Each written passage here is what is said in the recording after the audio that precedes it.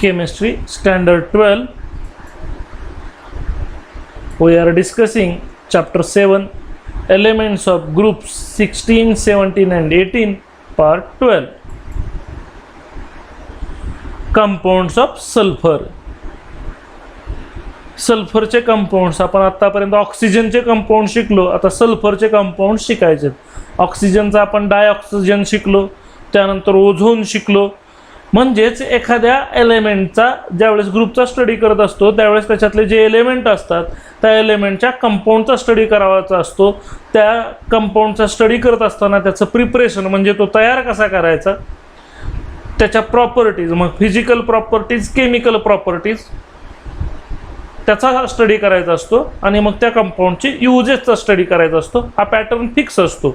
एखादा ज्यावेळेस आपल्याला ग्रुपचा स्टडी करायचा असतो त्यावेळेस त्याच्यातल्या एलिमेंटच्या कंपाऊंडचा स्टडी करत असताना त्या कंपाऊंडचं प्रिपरेशन, त्याच्या प्रॉपर्टीज, मग प्रॉपर्टीजमध्ये फिजिकल प्रॉपर्टीज, केमिकल प्रॉपर्टीज या दोन्हीचा स्टडी करावा लागतो. नंतर त्याचे युजेस आपल्याला स्टडी करावे लागतात. मग जो आपला ग्रुप नंबर 16 मध्ये ऑक्सिजन फॅमिलीमध्ये जो दुसरा मेंबर आहे सल्फर, त्याच्या कंपाऊंडचा स्टडी करत आहोत. आणि सल्फरचा पहिला महत्त्वाचा कंपाऊंड आहे तो म्हणजे सल्फर डायऑक्साईड SO2. मग त्याचं आपल्याला शिकायचे प्रिपरेशन म्हणजे तो तयार कसा करायचा, नंतर शिकायच्या त्याच्या प्रॉपर्टीज आणि शेवटी शिकायचे त्याचे युजेस. तर सल्फर डायऑक्साईड आपण शिकत आहोत. प्रिपरेशन, सल्फर डायऑक्साईड म्हणजे SO2 कसा तयार करतात, तर सल्फरपासून तयार करतात. कसा करतात, रिॲक्शन दाखवले. सल्फर घ्यायचा सॉलिड आणि त्याची ऑक्सिजन बरोबर रिॲक्शन केली की तयार होतो SO2 gas. When sulfur dioxide gas can be prepared by burning sulfur in air. Oxygen gas बरोबर रिॲक्शन म्हणजेच बर्निंग. ज्यावेळेस आपण सल्फर हवेत जाळतो त्यावेळेस आपल्याला सल्फर डायऑक्साईड गॅस मिळतो. दुसरी पद्धत आहे सल्फर डायऑक्साईड गॅस मिळवण्याची, ती म्हणजे सल्फाईड पासून. आता नीट लक्षात ठेवायचे, SO4 म्हटलं की सल्फेट आणि SO3 म्हटलं की सल्फाईट. सल्फाईट म्हणजे SO3 म्हणून ह्याचं नाव असणार सोडियम सल्फाईट. अशा सल्फाईट पासून आपण SO2 म्हणजे सल्फर डायऑक्साईड गॅस मिळवू शकतो. तर ही रिॲक्शन जर बघितली तर बारकाईने लक्षात येईल. सोडियम सल्फाईडची जर आपण सल्फ्युरिक ॲसिड बरोबर रिॲक्शन केली तर काय होतं, तर हा Na2 आणि हा SO4 सोडियम सल्फेट. SO4 म्हटलं की सल्फेट, H2 आणि ह्याच्यातला SO3 मधला H2 आणि SO3 मधला एक ऑक्सिजन गेल्यामुळे SO3 चं रूपांतर होतं SO2 गॅस म्हणजेच सल्फर डायऑक्साईड गॅस. म्हणजेच ज्यावेळेस सोडियम सल्फाईडचे आपण सल्फ्युरिक ॲसिड बरोबर हायड्रोजन सल्फेट बरोबर रिॲक्शन करतो आपल्याला मिळतं सोडियम सल्फेट आणि sulphur dioxide gas. In the laboratory sulphur dioxide gas is prepared treating sodium sulphide with dilute sulphuric acid. Sodium सल्फाईडची फक्त डायल्यूट सल्फ्युरिक ॲसिड बरोबर रिॲक्शन करायची, आपल्याला मिळतं सोडियम सल्फेट, H2 म्हणजे वॉटर आणि सल्फर डायऑक्साईड गॅस. तिसरी पद्धत आहे फ्रॉम सल्फाइड्स. फक्त S असलं की सल्फाइड्स म्हणतात. जसं SO4 म्हटलं की सल्फेट, SO3 म्हटलं की सल्फाईड, नुसतं S असलं की सल्फाईड. ही इंडस्ट्रियल मेथड आहे. म्हणजे जिथं इंडस्ट्रीमध्ये सल्फर डायऑक्साईड गॅस लागायचा असतो कारखान्यात, उद्योगधंद्यात, तर ह्या सल्फाईड्सपासून तो बनवतात. त्यासाठी झिंक सल्फाईड घेतलं आणि इथं आयर्न सल्फाईड. बघा, झिंक सल्फाईडची ऑक्सिजन गॅस बरोबर रिॲक्शन केली आहे म्हणजेच जाळलं आहे त्याला. तर त्यावेळेस काय होतं, ZNO आणि हा S आणि O2 तयार होतो SO2 म्हणजे सल्फर डायऑक्साईड गॅस. म्हणजेच ह्या ZNH आपण जाळून रिॲक्शन केले. ऑक्सिजन गॅस म्हणजे बर्निंग, त्यालाच आणखीन एक शब्द असतो रोस्टिंग. म्हणून ज्यावेळेस आपण झिंक सल्फाईडला रोस्ट करतो, भाजतो, उष्णता देतो, त्यावेळेस त्याचं तयार होतं झिंक ऑक्साईड आणि सल्फर डायऑक्साईड गॅस. तसंच आहे हा आयर्न सल्फाईड FeS2. ज्यावेळेस त्याला आपण भाजतो त्यावेळेस Fe2O3 आयर्न ऑक्साईड तयार होतं आणि इकडं तयार होतो SO2 गॅस म्हणजे sulphur dioxide gas. Reaction balance करायला प्रॅक्टिसनंच जमतं. त्यामुळं अगोदर सगळे रिॲक्टंट मांडून घ्यायचे आणि नंतर बॅलन्स करायला शिकायचं. बॅलन्स करताना ॲटम दोन्हीकडचे सेम पाहिजेत. इकडं 2 ZN आहेत, इकडं 2 ZN आहेत, इकडं 2 सल्फर आहेत, इकडं 2 सल्फर आहेत. ऑक्सिजन इकडं 6 आहेत, इथले 2 आणि इथले 4, 6 म्हणजेच बॅलन्स करायचं असतं. म्हणजे दोन्हीकडचे ॲटम्स जुळवायचे असतात. ते बॅलन्सिंग हे आपल्याला प्रॅक्टिसनंच जमतं. म्हणून अशा रिॲक्शन पहिल्यांदा रिॲक्टंट लिहायचे लिहायचे आणि नंतर मग बॅलन्स करायला प्रॅक्टिसनं जमतं, बॅलन्सिंगची प्रॅक्टिस करायची. आयर्न सल्फाईड आणि ऑक्सिजन गॅसची रिॲक्शन केली की Fe2O3 तयार होतं आणि सल्फर डायऑक्साईड गॅस तयार होतो SO2. मग इथं सुद्धा 4 Fe आहेत, इकडं बे दोन्ही 4 म्हणजे 4 Fe आहेत, इकडं हे 2 म्हणजे 8 सल्फर आहेत, इकडं 8 सल्फर आहेत. ऑक्सिजन 3 दोन्ही 6 आणि हे 8 दोन्ही 16, 16 आणि 6 22 आहेत, इकडं 11 दोन्ही 22. म्हणजे या पद्धतीनं रिॲक्शन बॅलन्स केल्या जातात. तर सल्फाईडपासून सुद्धा आपण सल्फर डायऑक्साईड गॅस मिळवू शकतो. ही झाली त्याची तिसरी प्रिपरेशन मेथड. आता त्याच्या प्रिपरेशन नंतर प्रॉपर्टीज, आणि प्रॉपर्टीजमध्ये 2 प्रकारच्या प्रॉपर्टीज असतात, फिजिकल प्रॉपर्टीज आणि केमिकल प्रॉपर्टीज. आता आपण शिकणार आहोत फिजिकल प्रॉपर्टीज, म्हणजे state, colour, odour, density, MP, BP हे सगळं फिजिकल प्रॉपर्टीजमध्ये आहेत. तर sulphur dioxide is a colourless gas, म्हणजे कलर सांगितलाय तो कलरलेस आहे. स्टेट सांगितले त्याची gas with a pungent smell, उग्र असा वास आहे. म्हणजेच एकाच मुद्द्यात कलर सांगितले, स्टेट सांगितले आणि त्याचं ओडर सांगितलंय. आता त्याचं नेचर सांगितलं, पॉइझनस आहे, विषारी आहे, it is poisonous in nature. तिसरं, SO2 is highly soluble in water and its solution in water is called as sulphurous acid. SO2 हा पाण्यामध्ये लगेचच विरघळतो, अतिशय जास्त विरघळतो. ज्यावेळेस तो पाण्यामध्ये विरघळतो सल्फ्युरस ॲसिड तयार होतं, म्हणजेच SO2ची H2O रिॲक्शन होऊन H2SO3 जे आपण मागं बघितली होती ते सल्फ्युरस ॲसिड तयार होतं. म्हणजे सोल्युबिलिटी सांगितले, सोल्युबिलिटी ही सुद्धा एक फिजिकल प्रॉपर्टी आहे.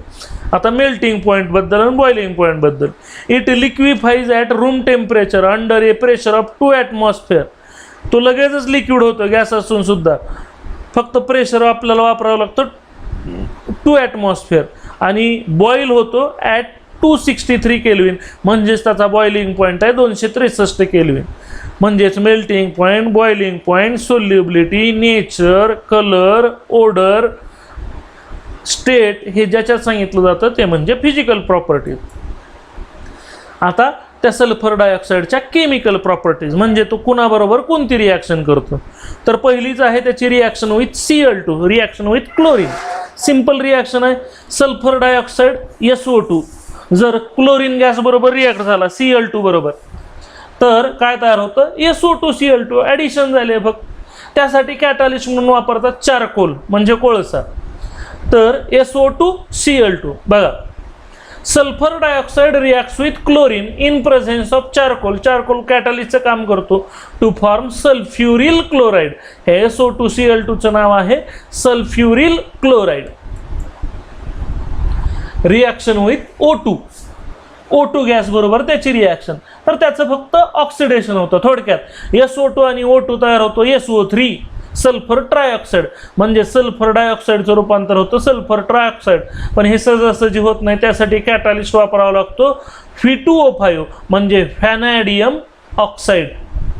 सल्फर डायऑक्साईड इज ऑक्सिडाइज्ड, कारण SO2चं SO3 झालं, ऑक्सिजन वाढलाय म्हणून ही ऑक्सिडेशन रिॲक्शन आहे. Sulphur dioxide is oxidised by dioxygen म्हणजे O2 in presence of vanadium. फी ही त्याची ऑक्सिडेशन स्टेट आहे व्हॅनेडियमची 5. बघा, -2 × 5 -10, त्याला बॅलन्स करायला +10 असणार, ते दोघात, म्हणजे ह्याच्यातल्या व्हॅनेडियमची ऑक्सिडेशन स्टेट 5 आहे. म्हणून vanadium 5 oxide two sulphur trioxide, आणि आपल्याला मिळालं SO3 गॅस म्हणजे सल्फर ट्रायऑक्साईड.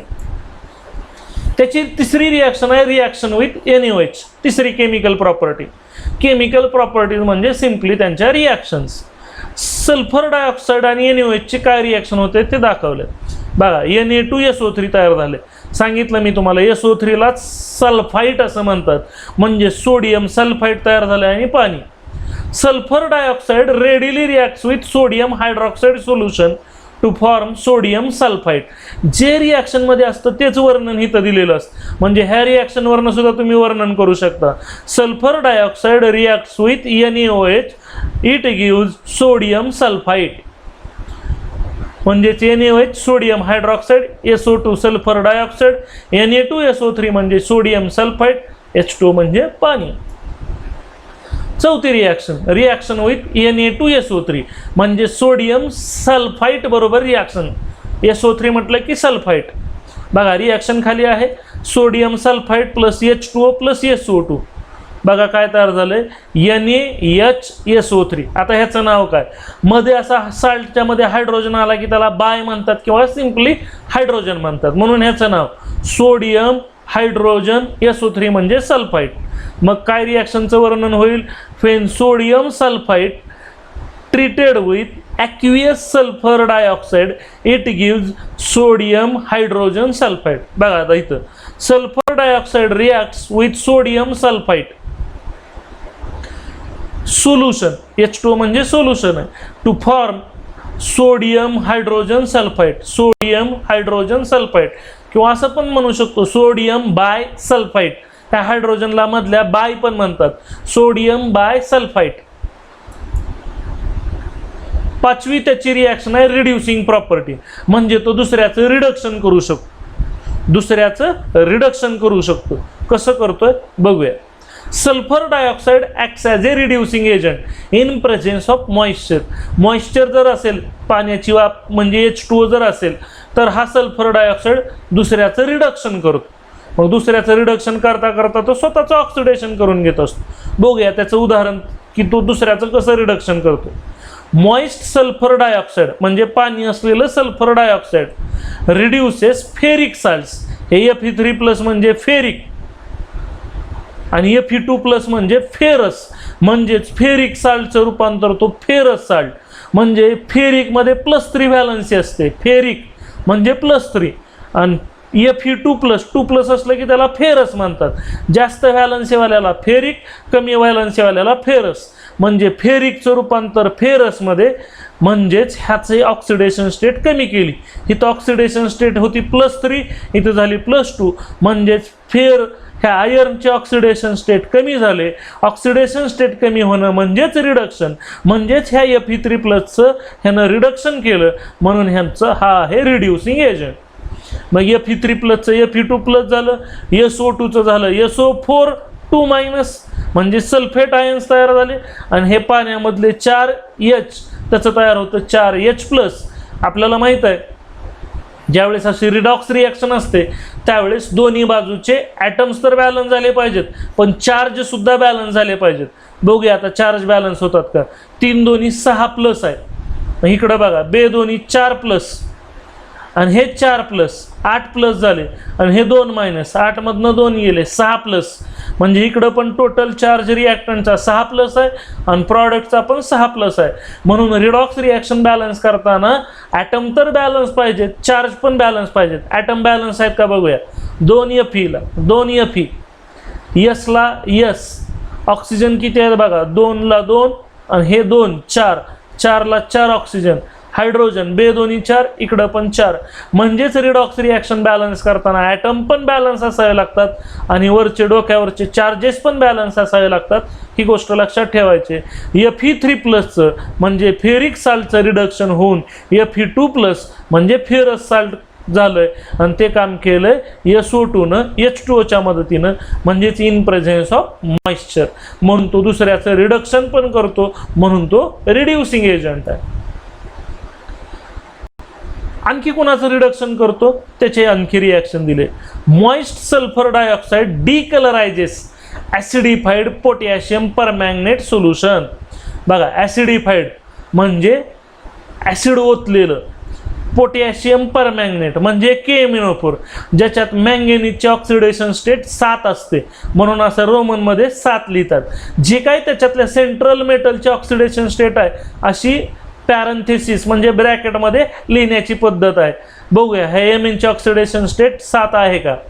-2 × 4 -8, -8 आणि Kची असते +1, -8 आणि +1 झालं -7. मग त्याला बॅलन्स करायला Mnचे ऑक्सिडेशन स्टेट असेल +7, म्हणजेच ह्याच्यात KMnO4 मध्ये म्हणजेच पोटॅशियम परमॅंगनेटमध्ये Mnचे ऑक्सिडेशन स्टेट +7 आहे आणि म्हणून इथं कंसात 7 लिहिलेलं आहे. तर असं पोटॅशियम परमॅंगनेट ज्यावेळेस सल्फर डायऑक्साइड बरोबर रिॲक्ट करतो, कसलं तर मॉइस्ट म्हणजे पाणी असलेलं, म्हणून H2, त्यावेळेस काय होतं K आणि SO2 आणि ऑक्सिजन मिळून तयार होतो K2SO4 म्हणजेच पोटॅशियम सल्फेट. पोटॅशियम सल्फेट तयार झालं. हा Mn आणि हे ह्याच्यातले SO2 MnSO4 मँगेनीज सल्फेट आणि राहिलेले H2 आणि SO4 हायड्रोजन सल्फेट म्हणजेच सल्फ्युरिक ॲसिड झालं. मग इथं KMnO4 ची रिॲक्शन झाली, KMnO4 निघून गेलं म्हणून त्याचा कलर निघून जातो, डिकलराइज झालं. मग आता बघूया ही रिडक्शन रिॲक्शन कशी आहे. तर आत्ता आपल्याला सांगितलं होतं की Mn ची ऑक्सिडेशन स्टेट इथं 7 होती. आता इकडं बघा इथं किती असेल त्याची ऑक्सिडेशन स्टेट. ऑक्सिजनची 2, SO4 वर आपल्याला माहित असतात 2 मायनस असतात म्हणजे ह्या दोघाची मिळून -2. मग त्याला बॅलन्स करायला मँगेनीजची +2 म्हणजे इकडं त्याची ऑक्सिडेशन स्टेट +7 होती आणि ह्या MnSO4 मध्ये त्याची ऑक्सिडेशन स्टेट +2. +2 कशी काढली आपल्याला माहित आहे टोटल SO4 वर चार्ज -2 असतो. मग त्याला बॅलन्स करायला +2 म्हणजेच इथं Mn ची ऑक्सिडेशन स्टेट +2 आहे. 7 ची +2 झाले म्हणजेच ऑक्सिडेशन नंबर कमी झालाय म्हणून ही रिडक्शन रिॲक्शन आहे. म्हणजेच इथं SO2 न दुसऱ्याचं रिडक्शन केलंय म्हणजेच पोटॅशियम परमॅंगनेटचं रिडक्शन केलंय म्हणजेच तो रिड्युसिंग एजंट आहे. आणखी तो त्याचंच नाही आणखीन बऱ्याच जणांचं रिडक्शन करतो. बघूया तिसरं reduction reaction. Moist sulphur dioxide म्हणजे पाणी असलेलं सल्फर डायऑक्साईड म्हणून SO2 आणि H2O घेतलंय. रिड्युसेस कुणाचं रिडक्शन करतो तर हॅलोजनचं. I2 म्हणजे आयोडीन हा हॅलोजन आहे. तो हॅलोजनचं रिडक्शन करून काय करतो तर हॅलोजन ॲसिड्स. बघा ह्या I2चं रिडक्शन होऊन काय तयार झालंय HI म्हणजे ते ॲसिड आहे. हायड्रोजन आयोडाईड किंवा त्याला आपण हायड्रोक्लोरिक ॲसिड असं म्हणतो तसं हायड्रो आयोडिक ॲसिड पण म्हणतात. म्हणजेच हे हायड्रोजन आयोडाईड आहे जे एक ॲसिड आहे.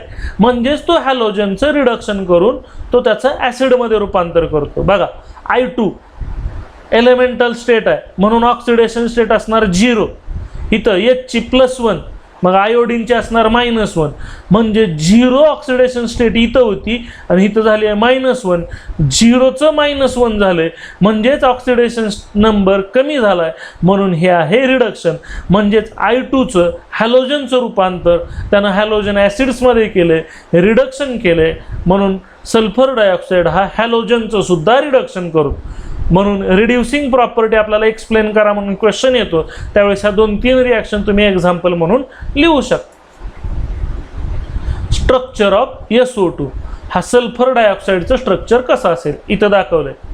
सल्फर एका ऑक्सिजन बरोबर डबल बॉन्ड केलाय आणि दुसऱ्या ऑक्सिजन बरोबर सिंगल बॉन्ड केलाय. पण हा डबल बॉन्ड कधीच फिक्स राहत नाही. तो इकडून इकडं इकडून इकडं सारख्या उड्या मारतो म्हणजेच तो सारखी पोझिशन बदलतो. इथं दाखवलंय इथनं इकडं आला. ह्यालाच डबल बॉन्डच्या पोझिशन बदलण्यालाच आपण रेझोनन्स नाव दिले. म्हणजे सल्फर डायऑक्साईडला 2 रेझोनन्स स्ट्रक्चर्स आहेत त्यालाच 2 कॅनॉनिकल फॉर्म्स असं म्हणतात. म्हणजेच त्या 2 फॉर्मचं जर एकत्रीकरण केलं तर त्याला म्हणतात रेझोनन्स हायब्रिड. म्हणून ह्या दोघांचं हायब्रिड म्हणजे सल्फर डायऑक्साईड आहे. आता बघा सल्फरच्या व्हॅलन्स शेलमध्ये इथं 2 काही इलेक्ट्रॉन दाखवलेत कारण त्यानं 3 बॉन्ड केले. 3 दोन्ही 6 प्रत्येक बॉन्डमध्ये 2 इलेक्ट्रॉन असतात म्हणून 6 इलेक्ट्रॉन झाले म्हणून त्याच्या डोक्यावर 2 दाखवले. ऑक्सिजन त्यानं 2 बॉन्ड केलेत आणि म्हणून बेदोनी 4 म्हणून ह्याच्या डोक्यावर 4 दाखवले. 4 आणि 4 8 म्हणजे ऑक्टेट कंप्लीट करायचं. आता ह्या ऑक्सिजनने एकच बॉन्ड केलाय म्हणजे तिथं 2च इलेक्ट्रॉन आहेत म्हणून ह्याच्या डोक्यावर 6. अशा पद्धतीनं तुम्ही हे इलेक्ट्रॉन लक्षात ठेवू शकता. तर हे इलेक्ट्रॉन म्हणजे त्याच्याकडे शिल्लक राहिलेल्या लोन पेअर आहेत म्हणून ज्यावेळेस ऑक्सिजन सिंगल बॉन्ड करतो त्यावेळेस त्याच्यावर 6 इलेक्ट्रॉन दाखवायचे म्हणजे 3 पेअर दाखवायच्या. ज्यावेळेस ऑक्सिजन डबल बॉन्ड करतो त्यावेळेस त्याच्यावर अशा 2 पेअर दाखवायच्या म्हणजे हे 4 आणि ह्या 2 डबल बॉन्डमधले 4 4 आणि 4 8 असं त्याचं ऑक्टेट कंप्लीट झालेलं असतं. Structure of SO2 sulphur dioxide is A angular म्हणजे इथं अँगल तयार झालाय कोणता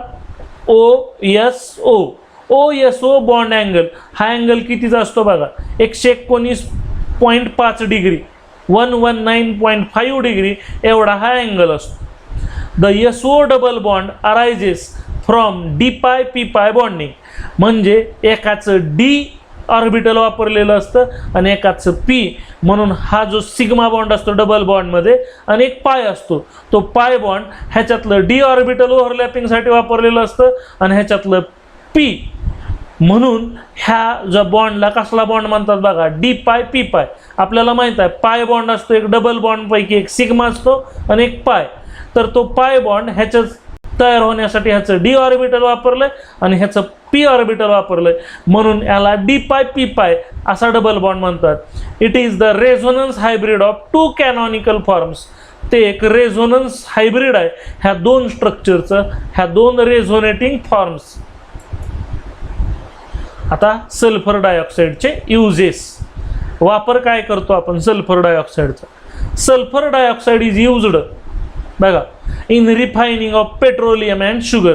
पेट्रोलियमच्या शुद्धीकरणासाठी आणि साखरेच्या शुद्धीकरणासाठी हा सल्फर डायऑक्साईड गॅस वापरला जातो. In bleaching of wool and silk.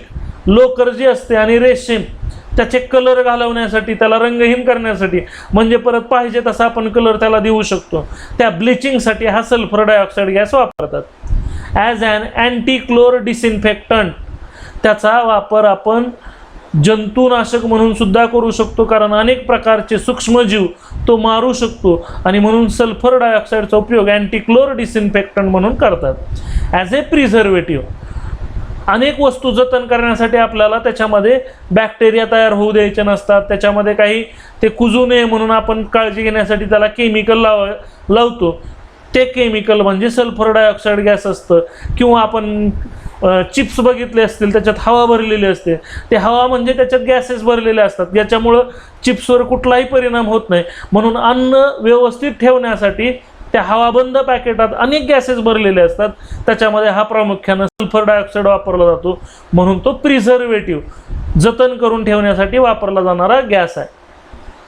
In the manufacture of H2SO4 NaHSO3. Sulphuric ॲसिडच्या सोडियम हायड्रोजन सल्फाईडच्या किंवा सोडियम बायसल्फाईडच्या मॅन्युफॅक्चरिंगमध्ये त्याचा वापर करतात. लास्ट उपयोग आहे त्याचा लिक्विड SO2 म्हणजे द्रव रूपातला sulphur dioxide is used as a solvent to dissolve a number of organic and inorganic chemical. जर SO2 लिक्विड स्टेटमध्ये असेल तर तो सॉल्वंट म्हणून वापरतात, कारण अनेक ऑर्गॅनिक आणि इनऑर्गॅनिक केमिकल त्याच्यामध्ये विरघळतात. थँक्यू.